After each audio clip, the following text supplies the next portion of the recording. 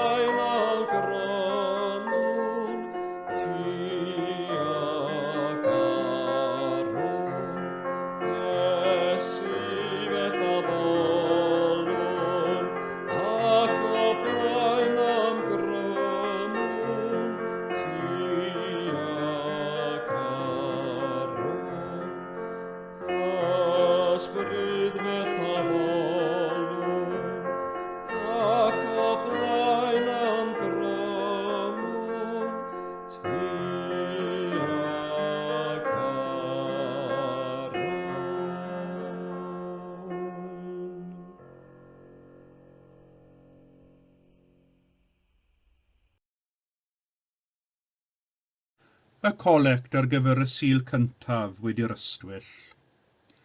Dad tragwyddol, a ddatguddiais yn medydd Iesu ei fod yn fab i ti, gan ei eneinio ar ysbryd glân.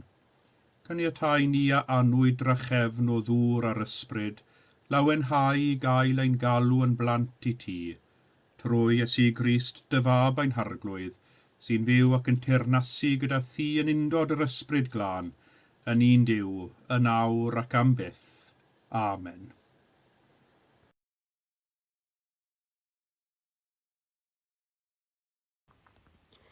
Pan glywodd yr apostolion yn Jerusalem fod Samaria wedi derbyn gair Duw, anfonasant atynt Pedr ac Ioan, ac wedi iddynt hwy ddod i lawr yno, gweddiasant drosynt ar iddynt dderbyn yr ysbryd glân, oherwydd nid oedd eto wedi disgyn ar neb ohonynt, dim ond ei bod wedi ei bedyddio i enw yr arglwydd Iesu. Yna, rhoes Pedr ac Ioan ei dwylo arnynt, a derbyniasant yr arglwydd glân.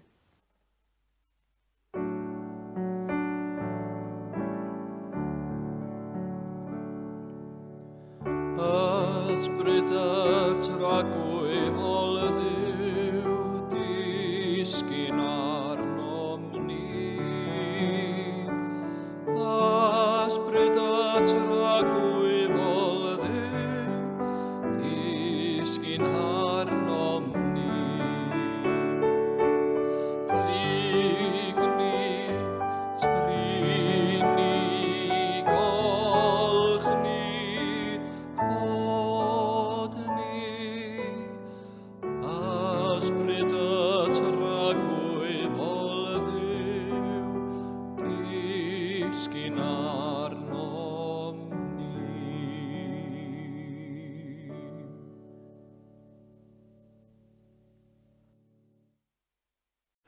Gwrandewch Efengil Crist yn ôl Sant Luc, gogoniant i ti o arglwydd.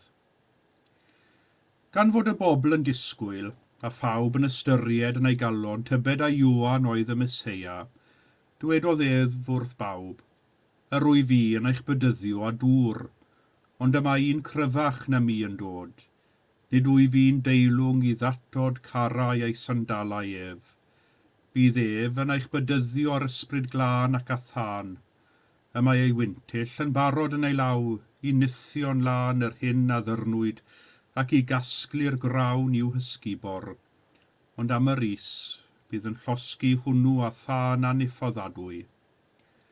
Pan oedd yr holl bobl yn cael ei bedyddio, yr oedd Iesu ar ôl ei fedydd ef yn gweddio, a gorwyd yn ef a disgynnodd yr ysbryd glân arno mewn ffyrdd gorfforol fel cylomen, a daeth llais o'r nef, ti yw fy mab, yr anwylyd, yno ti y rwyf yn ymhyfrydu.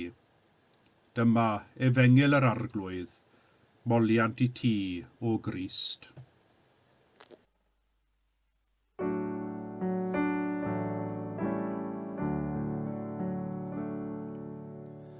Ysbryd y tragwyddol Dduw, disgyn arnom ni. Ysbryd y tragwyddol Dduw, disgyn arnom ni. Plyg ni, trin ni, golch ni, cod ni. Ysbryd y tragwyddol Dduw, disgyn arnom ni.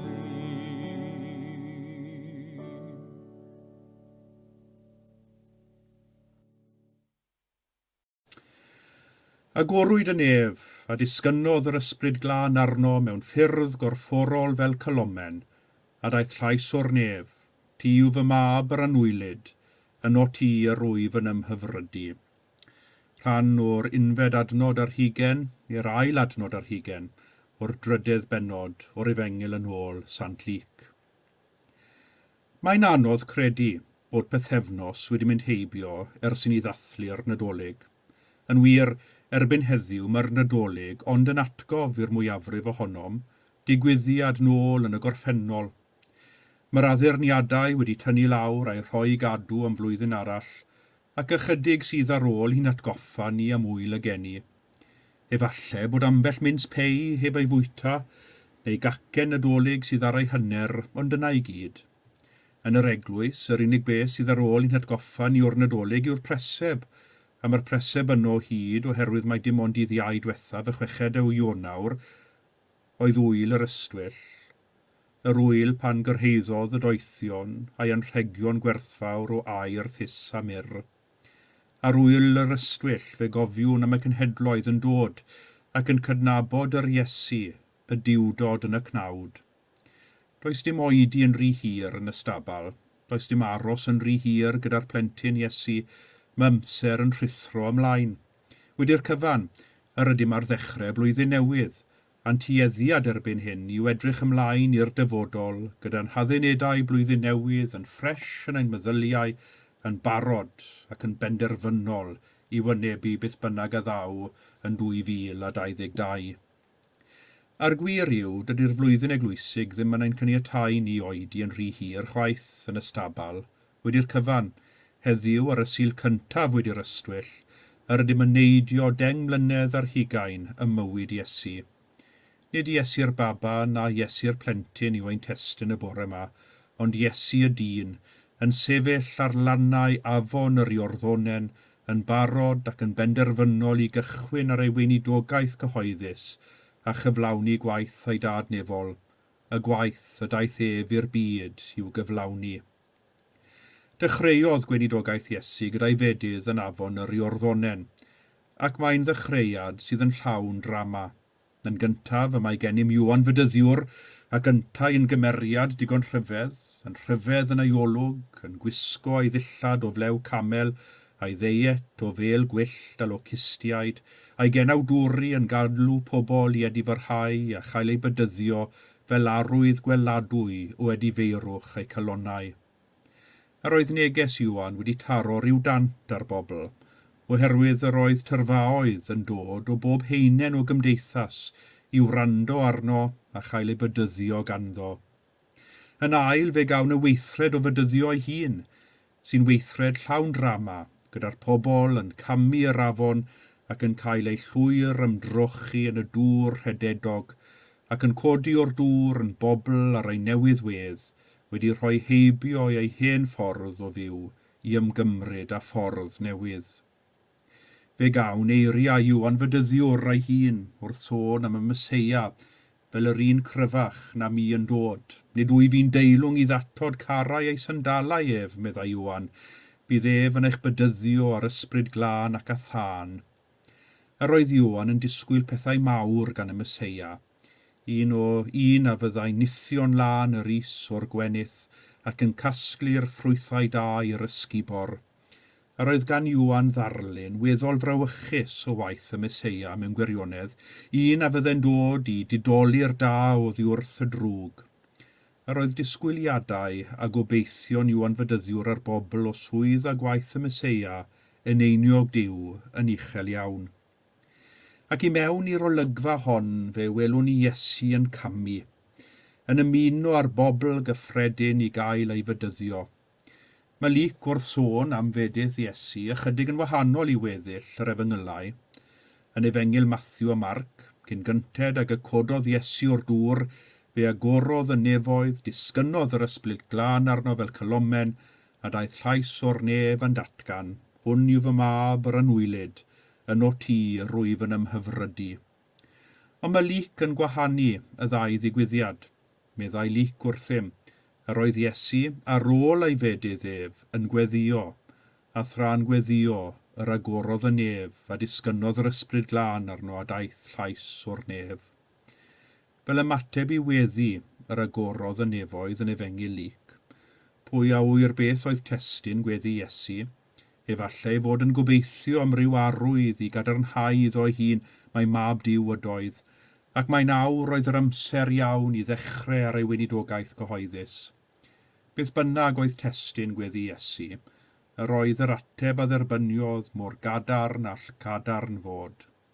A gorwyd y nef, meddai Luc. Nid yn aml y mae dorau'r nef yn agor yn y Beibl. Y nef yw preswylfod Duw y creawdwr sydd ydy hwnt i gyrraedd unrhyw feidrolyn. Yno yn y nef y mae Duw'n preswylio mewn sancteiddrwydd a goleuni anhygyrch. Ni allwn ni ddechrau dychmygu'r nef, y maent i hwnt i'n dirnadaeth ni.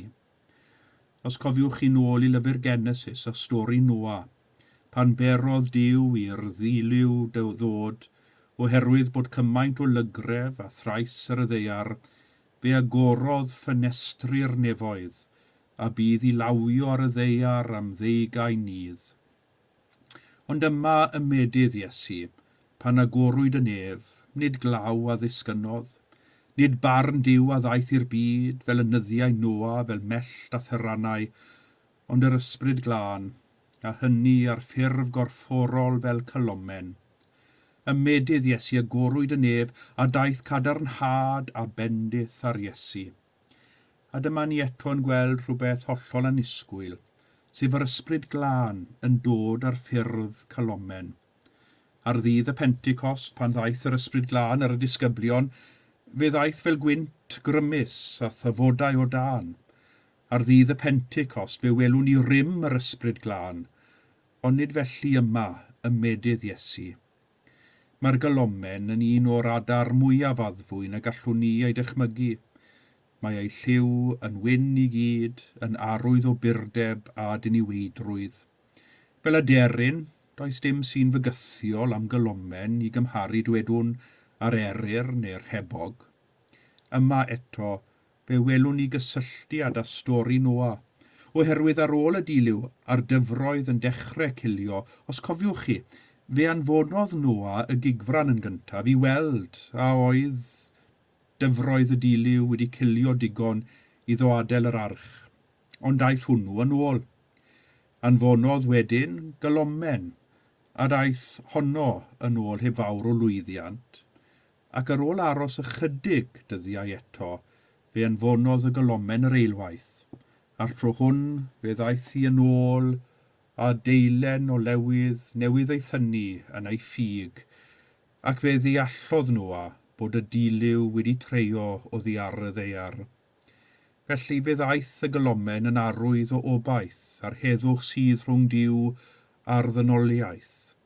Felly ymedydd Iesu, daeth yr ysbryd glân a'r ffurf cylomen i ddangos nad i weinyddu barn y daeth Iesu, ond i ddod â gobaith, cymod a heddwch i'r ddynoliaeth yn ei pherthynas â Duw. Dyna oedd nod Iesu yn ei weinidogaeth ac ar y groes. Dwi'n gobaith, cymod a heddwch i'r ddynoliaeth, drwy burdeb a diniweidrwydd ei fichedd. Ac yna'n olaf, fe ddaeth y llais o'r nef yn cyhoeddi. Ti yw fy mab, yr anwylid, yno ti, yr wyf yn ymhyfrydu. Ar ddechrau ei weinidogaeth gyhoeddus, fe welwn ni Dduw yn cadarnhau ei berthynas unigryw â Iesu fel ei fab, ei anwylid, yr un y mae'n ymhyfrydu ynddo. Yn ei fedif fe gawn ni ddatguddiad clir o natur a pherson Iesu fel mab Duw a ddaeth i'r byd mwyn i ni gael dod yn blant Duw trwy ei waith gymodlon ar y groes. A dyna'r fraint sydd gennym ni trwy ein bedydd, ein bod nidau hefyd yn cael ein galw i fod yn feibion a merched Duw, pobl am ei Duw yn ymhyfrydu ynddynt, gyda thynerwch yr ysbryd glân ar waith yn ein bywydau ni, yn ein tywys a gobaith i'r dyfodol. Amen.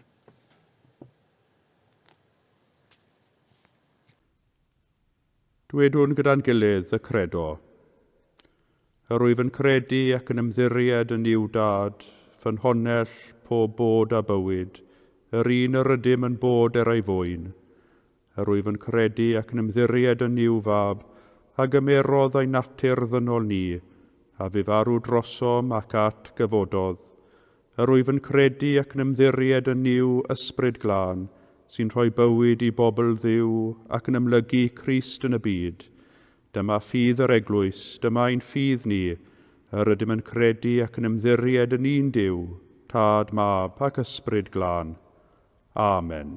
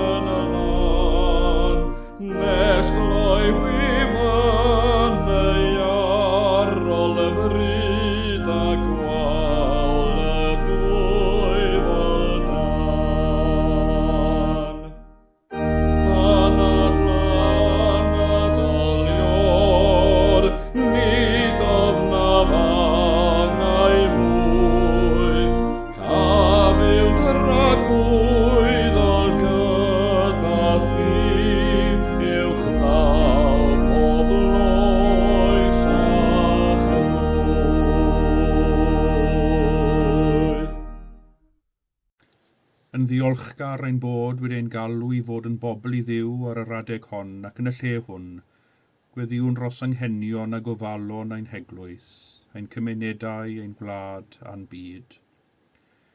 Gweddiwn dros Gristionogion yn y wlad hon ac ar draws y byd. Dros y rhai sydd wedi ymgynnull i thaddoli heddiw yn yr eglwys ac yn rhithiol, a thros y rhai sy'n arwain ein heglwys. Dy roi ni galonnau disgwylgar, sy'n edrych am arwyddion wrth ysbryd glân yn gweithio yn ein plith. Arglwydd, yn dy drigaredd, gwrando ein gweddi. Gweddiwn dros ein gwlad, dros ein dinas a'n cymunedau ble rydym yn byw, dros y rhai sy'n arwain ein gwlad a'r rhai sy'n ei hamddiffyn, dros y rhai a gweledigaeth proffwydol i weld sut all fod ein cymdeithas fod yn well. Dy roi ni feddyliau all ddychmygu teyrnas Dduw yn dod i'n plith. Arglwydd, yn dy drigaredd, gwrando ein gweddi. Gweddiwn dros ein byd, dwyrain a gorllewin, gogledd a de, dros y rhai sy'n dyheu am heddwch, sy'n rhyfela gyda'i cymdogion, a thros y rhai sydd ar grym i ddwy'n heddwch i'r cenhedloedd. Dy roi ni glystiau i glywed cry'r gorthrymedig, a chofiwn arbennig ar dyfron heddiw, bobl Affganistan a Kazakhstan. Arglwydd, yn dy drigaredd, gwrando ein gweddi. Cofiwn am y rhai aeth o'n blaenau, o'r amser hwn a'r lle hwn. Gweddiwn dros y golarus, a'r rhai sy'n wylo. Dy roi ni ddwylo sy'n dwy'n Iesu fywydau yr rhai sydd mewn angen. Arglwydd, yn dy drigaredd, gwrando ein gweddi. A gweddiwn gyda'n gilydd. Nefol Dad, diolchwn i ti am ein cartrefi a'n teuluoedd, am fwyd a dillad ac am bob hapusrwydd y gall rieni a phlant a'i rannu. Gofynnwn am weithgariad ein hamgylchynu a thofal ein hamddiffyn, ac am gael adnabod y dangnefedd bob amser. Arglwydd yn dy drigaredd, derbyn y gweddiau hyn, mwyn dy fab Iesu Grist ein harglwydd. Amen. Fel y dysgodd ein hiechawdwr ni, gweddiwn yn hyderus. ein tad, yr hwnnwyt yn y nefoedd, sancteiddiau'r denw, deled y deyrnas, gwneler dewyllus, megis yn y nef, felly ar y ddeiar hefyd. Dyroi ni heddiw ein bara beinyddiol, a maddau ni ein dyledion, fel y myddeiwn unna ein dyledwyr, ac nac arwain ni i brofedigaeth, eithir gwared ni rhag drwg, canis eiddo ti o'r deyrnas, a'r gallu, a'r gogoniant, yn oes oesoedd. Amen.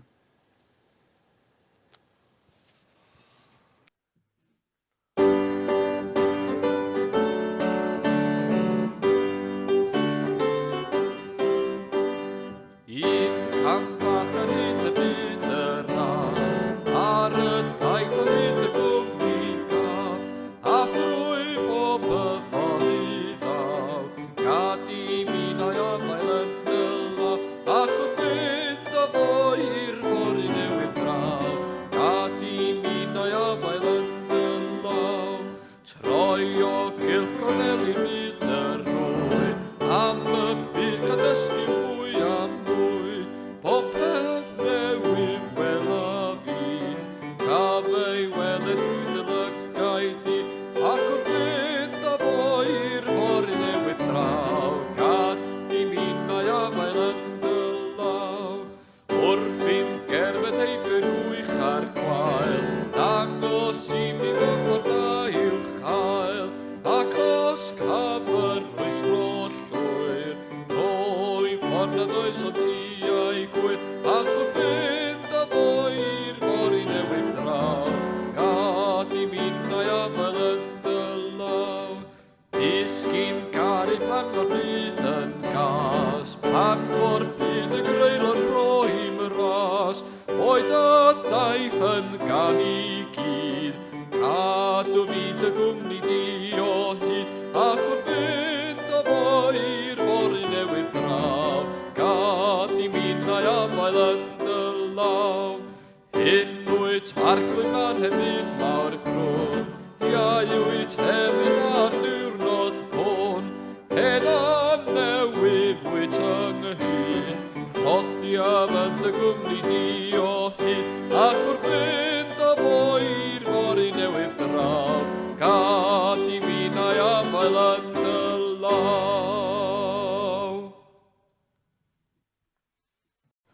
Bydded i Crist, fab Duw, lonni eich cylonnau a newyddion da ei deyrnas, a bendith Duw holl alluog, y tad mab yr ysbryd glân, a fôn eich plith ac ydrigo gyda chwi yn wastad.